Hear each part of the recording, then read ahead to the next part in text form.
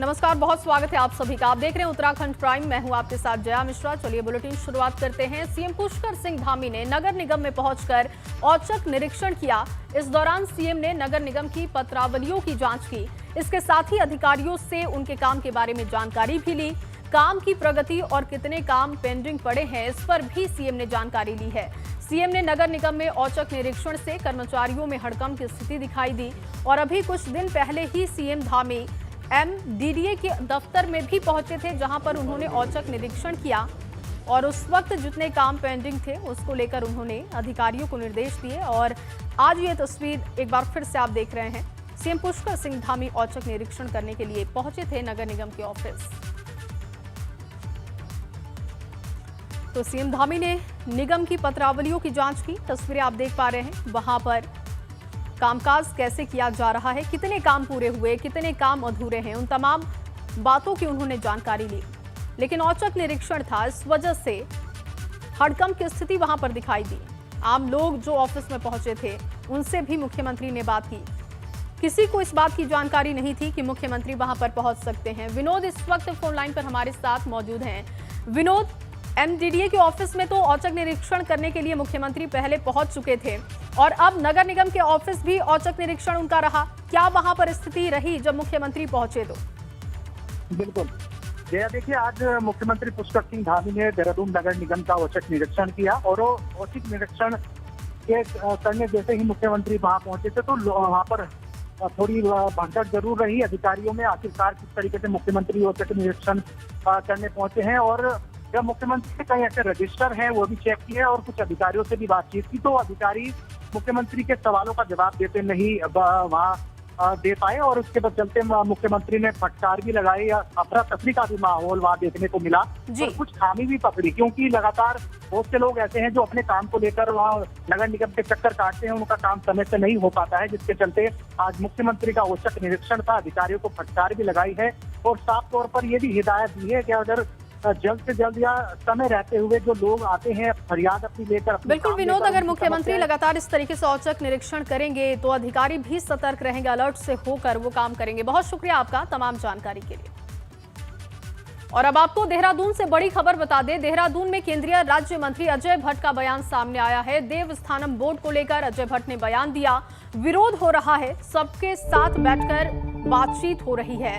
जन भावनाओं के खिलाफ फैसले नहीं होने चाहिए। देवस्थानम बोर्ड बनाने के दौरान सरकार की कुछ कमियां रही होंगी तो उनको दूर करना चाहिए। सरकार ने देवस्थानम बोर्ड को लेकर मनोहर कांत ध्यानी की अध्यक्षता में कमेटी बनाई है जो कि काम भी कर रही है। और अजय भट्ट का पूरा बयान क्या रहा देवस्थानम बोर्ड को लेकर, सुनते हैं। अच्छा होगा करके हम उसको लाए थे, या तो हमारे मित्र समझ नहीं पाए या कहीं समझा हम नहीं पाए, या वास्तव में उसमें कोई चीज़ ऐसी वैसी है। तो अच्छी सरकार का ये लक्षण है, ये गुण है कि जो जन भावना है उसके अनुरूप वो लचीली होनी चाहिए। तो हमारी सरकार ने फिलहाल रोक लगाते हुए एक आयोग का गठन कर दिया है। उसमें बहुत ही अच्छे व्यक्ति जो हैं, ईमानदार व्यक्ति जो हैं, न्यायप्रिय व्यक्ति हैं, मनोहर कांत ध्यानी जी, वो पूर्व में सांसद भी रहे हैं। माननीय ध्यानी जी को इस समय कैबिनेट का स्तर भी दिया गया है, वो इसको अच्छी तरह देख रहे हैं। जो उनका निर्णय आएगा उसके आधार पर सरकार काम करे। देवस्थानम बोर्ड पर अगर विरोध हो रहा है तो इसको समझाने का प्रयास करें, सबके साथ बैठा लें। हम लोग, चूँकि मैं संगठन में उस समय था, कोशिश भी हुई लेकिन वो सहमतियां नहीं बन पाई।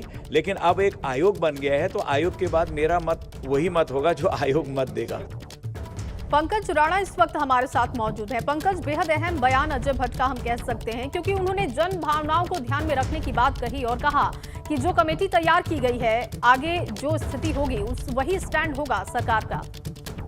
निश्चित तौर पर यह देखिए, इस बयान से साफ हो गया है कि संगठन के लोग भी देवस्थानम बोर्ड के गठन के शुरुआत में खिलाफ थे, लेकिन उस वक्त जब देवस्थानम बोर्ड का गठन किया गया था पूर्व मुख्यमंत्री त्रिवेंद्र सिंह रावत की सरकार के दौरान, उस वक्त अजय भट्ट प्रदेश अध्यक्ष थे। उस वक्त भी उन्होंने ये बात कही थी कि देवस्थानम बोर्ड को लेकर तमाम पांडा समाज और जो तीर्थ पुरोहित हैं उनकी नाराजगी है, उसके सापेक्ष ही सरकार को काम करना चाहिए। और फिर दोबारा उन्होंने यही बात कही है कि सरकार को इस पर पुनर्विचार करना चाहिए। यानी कि ये कहा जा सकता है कि केंद्रीय राज्य मंत्री इस समर्थन समर्थन में है कि वो तीर्थ पुरोहितों की बातों को मनाने के लिए भी समर्थन कर रहे हैं और ये बात भी कह रहे हैं कि सरकार उस पर पुनर्विचार करे। हालांकि अब सरकार अपने स्तर पर इस पर कमेटी के स्टाफ से रिपोर्ट तलब करेगी और उसके बाद अगला निर्णय लेगी। लेकिन इस बात से इतना कहा जा सकता है कि संगठन के लोग भी अब कहीं न कहीं देवस्थानम बोर्ड को लेकर नाराजगी जाहिर कर रहे हैं और जिस तरह से अजय भट्ट ने साफ तौर पर कहा है कि जन भावनाओं के सापेक्ष रहकर ही सरकार को काम करना चाहिए, क्योंकि सरकार हमेशा अच्छे काम करती है और अच्छे काम का हमेशा अच्छा परिणाम भी होता है। लेकिन देवस्थानम बोर्ड को लेकर उन्होंने इशारों में ये कह दिया है कि उस वक्त जब देवस्थानम बोर्ड का गठन हुआ था तो ये जन भावनाओं के विपरीत था, जिसका पूरे प्रदेश भर में विरोध भी हो रहा है। तो इस बात से ये कहा जा सकता है कि अब कहीं ना कहीं देवस्थानम बोर्ड को लेकर सरकार को यू टर्न लेना पड़ेगा, क्योंकि तमाम लोग भी उनके नेता भी इस बात को बार बार मान रहे हैं। बहुत शुक्रिया पंकज आपका तमाम जानकारी के लिए। वहीं उत्तराखंड में बारिश की वजह से पहाड़ियां दरक रही हैं। पहाड़ी दरकने का एक और खतरनाक वीडियो सामने आया है। ये वीडियो रुद्रप्रयाग में बद्रीनाथ नेशनल हाईवे का बताया जा रहा है। नरकोटा के ऊपर पहाड़ी से लैंडस्लाइड हुआ है, जिसके बाद भारी मात्रा में मलबा नीचे आ गिरा है। ये तस्वीरें आप देखिए, एक्सक्लूसिव तस्वीरें एबीपी गंगा पर आप देख पा रहे हैं। एक और खतरनाक वीडियो जो कि सामने आया है, सोशल मीडिया पर लगातार ये वायरल हो रहा है। बारिश की वजह से लगातार पहाड़ियां दरक रही हैं और उसकी एक और तस्वीर हम आपको इस वक्त दिखा रहे हैं। और बद्रीनाथ नेशनल हाईवे पर पहाड़ी दरकने का ये वीडियो लोगों में डर भी पैदा कर रहा है। और चलिए इस बीच आपको एक बड़ी खबर बता दें, टिहरी के नागनी के पास नेशनल हाईवे खुल चुका है। नेशनल हाईवे पर पहाड़ी से मलबा गिरा था। सड़क पर चट्टान गिरने से नेशनल हाईवे 94 बंद हो चुका था, लेकिन अब इसे शुरू कर दिया गया है। तो टिहरी के नागनी के पास नेशनल हाईवे खुल चुका है। एक बार फिर से यातायात को यहां पर सुचारू कर दिया गया है। यातायात शुरू है यहां पर। दरअसल सड़क पर चट्टान गिरने से नेशनल हाईवे 94 बंद हो गया था और राहगीरों को काफी परेशानी हो रही थी, लेकिन अब राहगीरों ने राहत की सांस ली है, क्योंकि इन मार्गों से होकर लोग गंतव्य तक जल्दी पहुंच पाते हैं। और ऐसे में जब कई दिनों तक ये नेशनल हाईवे बंद रहा तो लोगों को वैकल्पिक मार्गों का सहारा लेना पड़ता था, जिसकी वजह से समय भी काफी लगता था। लेकिन अब अच्छी खबर ये है, राहत की खबर ये है कि इस नेशनल हाईवे को खोल दिया गया है। एक बार फिर से यहाँ पर यातायात सुचारू हो चुका है। ये तस्वीर देखिए, एक बड़ा बोल्डर पहाड़ का गिरा था, जिसकी वजह से ये मार्ग बंद हुआ था। पहाड़ी दरकने की दो खतरनाक वीडियो आपको अब दिखाएंगे। एक तरफ टिहरी की तस्वीर है, जब पहाड़ी का बहुत ही बड़ा हिस्सा नीचे आ गिरा था, जिसमें एक स्कूटी सवार बाल बचा। तो वहीं दूसरी तरफ रुद्रप्रयाग में आज की पहाड़ी दरकने की तस्वीर है। दो तस्वीरें टिहरी और रुद्रप्रयाग की। देखिए किस तरीके से ये स्कूटी सवार बचता है, बाल बचा है और लगातार बारिश हो रही है, जिसकी वजह से इस तरीके की स्थितियां बन रही हैं रुद्रप्रयाग में। ये आज की तस्वीर जो आप देख पा रहे हैं। बारिश लगातार होने के बाद मलबा सड़कों पर आ रहा है, यातायात प्रभावित हो रहा है। वहीं रुद्रप्रयाग में बारिश की वजह से जगह जगह पर पहाड़ दरक रहे हैं। बारिश के बाद भूस्खलन होने से बद्रीनाथ हाईवे जगह जगह पर बंद हो गया है, जिस कारण हाईवे पर आवाजाही बंद होने से लोग जगह जगह फंसे हुए हैं। बद्रीनाथ हाईवे पर भूस्खलन होने से ऑल वेदर रोड का काम भी कार्यदायी संस्थाओं के उपकरणों को भी नुकसान पहुंच रहा है। कई जेसीबी और पोकलैंड मशीनों को क्षति पहुंची है। राजमार्ग के कई जगहों पर बंद होने से सैकड़ों वाहन इसमें फंसे हुए हैं। देर रात से हो रही बारिश का असर अब साफ देखने को मिल रहा है। ठीक हमारे पीछे देख सकते हैं, हम बद्रीनाथ हाईवे खड़े हैं और हमारे ठीक पीछे नरकोटा इस स्थान पर अभी भारी मात्रा में यहाँ पे मलबा और बोल्डर गिरा है, जिस कारण जो राजमार्ग है वह बंद हो गया। सुबह के समय 3 से 4 स्थानों पर राजमार्ग बंद था, जिसे खोलने के प्रयास तो किए जा रहे थे, लेकिन लगातार ऊपरी पहाड़ी से जो मलबा है वह गिरने पर लगा हुआ था। अभी कुछ देर पहले ही नरकोटा इस स्थान पर भारी बोल्डर और मलबा गिरा है, जिस कारण जो है राजमार्ग फिर से बाधित हो गया है। सुबह से लोग इंतजार कर रहे थे कि राजमार्ग खुल जाएगा, पर लेकिन अब लगता नहीं कि राजमार्ग आसानी से खुल पाएगा। अभी घंटों का समय यहाँ पर लग सकता है। हमारे साथ यहाँ पे डीडीआरएफ की टीम जो मौजूद है, जो देख रही है व्यवस्थाओं को कि जो लोग यहाँ पे फंसे हुए हैं उनकी व्यवस्थाएं की जाएं, उन लोगों को बताया जाए कि राजमार्ग खुलने में अभी थोड़ा समय लग सकता है। फिलहाल उनकी रहने खाने की जो व्यवस्थाएं हैं उनमें वो जुटे हुए हैं। हमारे साथ मौजूद हैं, आइए से जानते हैं कि किन किन परिस्थितियों से इनको गुजरना पड़ रहा है, बताइए। सर जैसे कि सुबह कंट्रोल रूम को सूचना मिली थी कि ये नरकोटा और सिरोबगढ़ में जो है नेशनल हाईवे जो है बंद हो गया है। सिरोबगढ़ तो अभी फिलहाल के लिए खोल दिया गया है, लेकिन नरकोटा में जहाँ पे जो रात में जो ब्लॉक हुआ था वो स्पॉट हमने खोल दिया था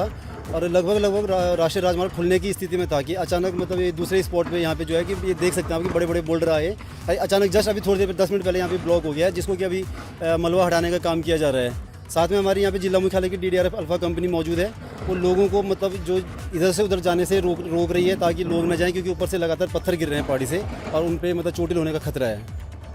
हमारे साथ यहाँ पे मौजूद हैं आपदा प्रबंधन अधिकारी रजवाड़ जी। आइए उनसे भी जानते हैं कि कैसे करके इन राजमार्ग खोलने की दिशा में आप लोग कदम उठा रहे हैं जी। यहाँ पर JCB मौजूद हैं जो कि JCB काम कर रही है और काम करने में ऊपर से भारी मलबा आ रहा है और बड़े बड़े बोल्डर आ रहे हैं, जिससे कि काम अवरुद्ध हो रहा है। नहीं तो तत्काल खोलने की प्रक्रिया भी हमारी चालू है और यहाँ पर जो लोग रुके हुए हैं उनके लिए होटल और पानी की व्यवस्था कर दी गई है। यहाँ पर सब खाकरा में होटल 4-5 होटलों को बता दिया गया है और इधर सम्राट होटल को। कितना समय लग जाएगा राजमार्ग को खोलने में?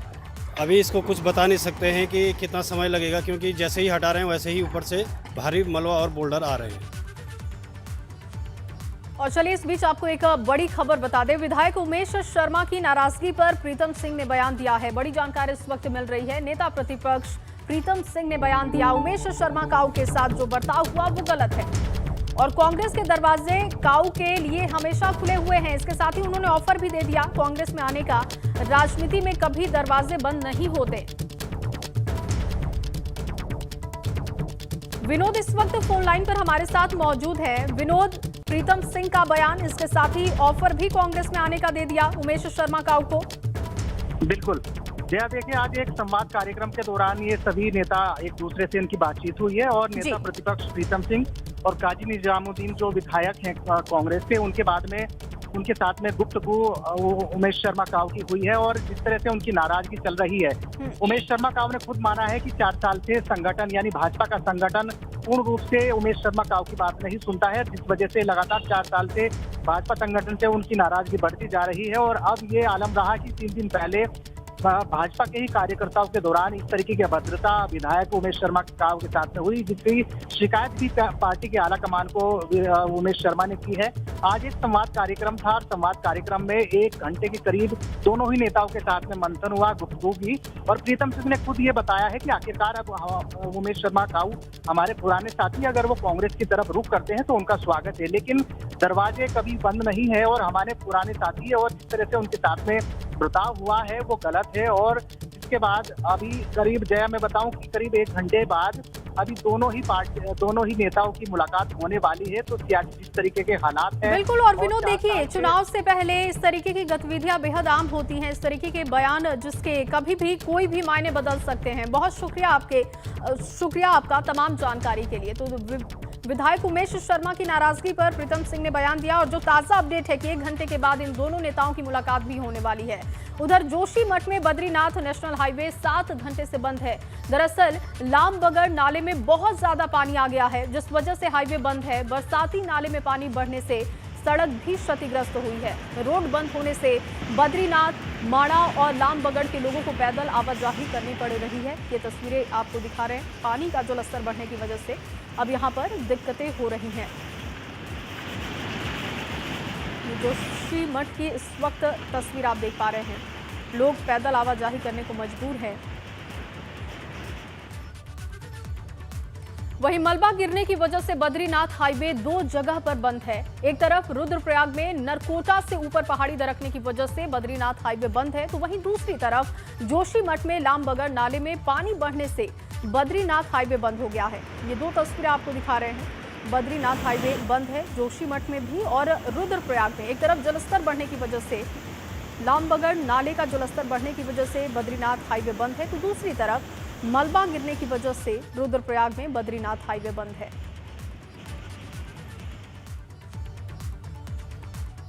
वहीं रुद्रप्रयाग में देर रात से बारिश जारी है, जिस वजह से अलकनंदा और मंदाकिनी नदी का जलस्तर बढ़ चुका है। जलस्तर बढ़ने से जिला मुख्यालय रुद्रप्रयाग के बेलडी पुल के नीचे स्थित शिव की मूर्ति भी पानी में डूब चुकी है। मूर्ति का सिर्फ ऊपरी हिस्सा दिखाई दे रहा है।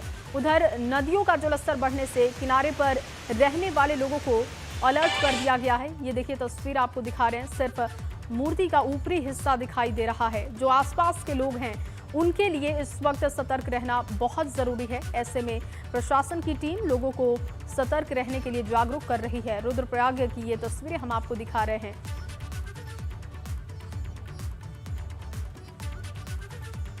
और अब आपको ऋषिकेश से बड़ी जानकारी दे दें। अस्थायी वैकल्पिक पुल तेज बारिश के बाद बह चुका है। रानी पोखरी डोईवाला के बीच आवाजाही इस वक्त पूरी तरीके से बंद है। देर रात जाखन नदी में ज्यादा पानी आने की वजह से पुल बहा और रानी पोखरी पुल टूटने के बाद अस्थायी पुल बनाया गया है। अस्थायी पुल बनाया गया था जो बह चुका है इस वक्त। ये तस्वीरें देखिए, देर रात जाखन नदी में ज्यादा पानी आने की वजह से पुल बहा। रानी पोखरी जब पुल टूटा था उसके बाद एक अस्थायी पुल तैयार किया गया था, लेकिन वो भी अब बह चुका है और ऐसे में यहां से गुजरने वाले लोगों को काफी दिक्कत हो रही है। ऋषिकेश से बड़ी जानकारी आपको दे रहे हैं। रानी पोखरी डोईवाला के बीच आवाजाही पूरी तरीके से बंद हो चुका है। टिहरी बांध प्रभावितों की समस्या पर बीजेपी कांग्रेस आमने सामने है। टिहरी बांध की झील का जलस्तर RL 830 किए जाने को लेकर प्रतापनगर के पूर्व कांग्रेस विधायक विक्रम सिंह नेगी ने भाजपा सरकार पर बांध प्रभावितों को छलने का आरोप लगाया। उधर विधायक का कहना है कि बांध प्रभावित गांवों का जल्द से विस्थापन किया जाए। बहुत ही दुखद है।